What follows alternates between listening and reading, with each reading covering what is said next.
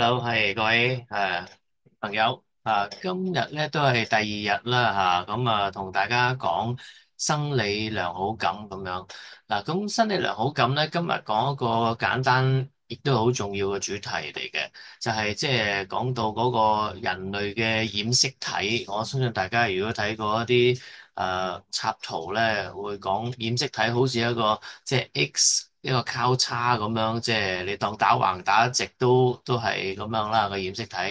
染色體咧嗰個尾嗰個端啊，係其實咧就有一個叫端粒。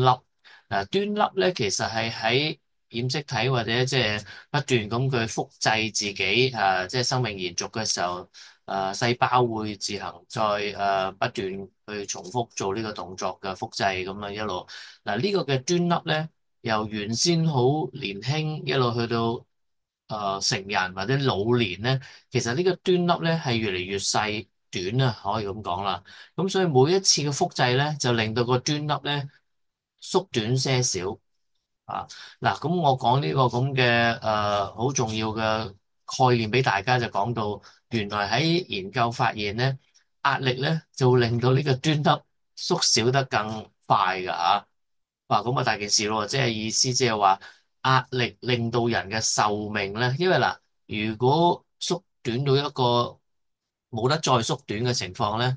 嗰個嘅染色體就唔可以再複製㗎啦。即係嗰個染色體嘅細胞或者即係嘅染色體啦，就會係死亡㗎咯喎。咁即係話我哋人類喺我哋一路成長到一路年老，我哋要保留我哋染色體個端粒唔好縮到咁短，咁即係仍然仲可以複製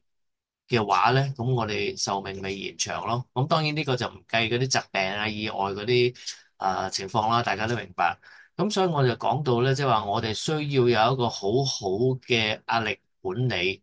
嗱，而最重要就係我哋點樣視乎乜嘢為之壓力啊。嗱，好多人咧就假設啦，由成長好多唔同嘅時間，就對某啲嘢唔喜歡，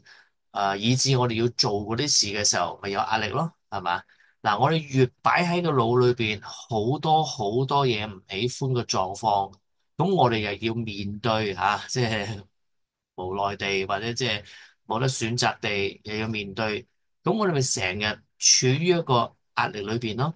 所以改變我哋嘅思維，點解我哋講咁重要，或者喺我之前嘅片同大家講好重要嘅？包括我哋揾出意義，令到我哋好愉快，愉快自然就唔會感到有壓力啦。相反，我哋如果唔尋求意義嚇，咁或者我哋覺得某啲嘢好難做，或者覺得自己冇能力做，所有呢啲情況都會令到一個人對於喺心裏邊儲埋非常多嘅事，感覺唔喜歡啊、唔中意啊，但係要面對咧，咁佢壓力感自然大啦。我哋雖然喺之前有講過點樣處理壓力，我哋今次唔重複講啦，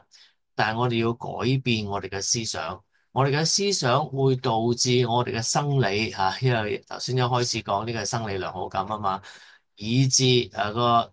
染色體嘅端粒喺成日長期處於壓力，但係又唔識處理壓力嘅時候咧，咁個端粒咪縮短咯。咁所以咧兩個主要情況啦。之前講過點樣處理面對壓力嘅時候改變，令到壓力感降低，呢個係重要啦。我唔重複啦。今日講咧就係我哋嘅思想裏邊點樣去，如果越少嘢覺得壓力，或者我哋調翻轉話俾自己聽，我呢樣冇問題嘅，我嗰樣冇問題嘅，OK 嘅，我搞得掂嘅。呢種咁嘅思維咧，就令到我哋唔會經常對好多好多嘅事產生唔喜歡啊、唔中意啊、討厭啊、呢種叫做壓力啊嘅話，咁我哋就唔會令到我哋染色體嘅端粒咧不斷喺度因為面對壓力而縮小啦。咁所以呢個係好重要嘅，希望大家都明白。咁我呢一次就講到呢度啦，好，多謝大家。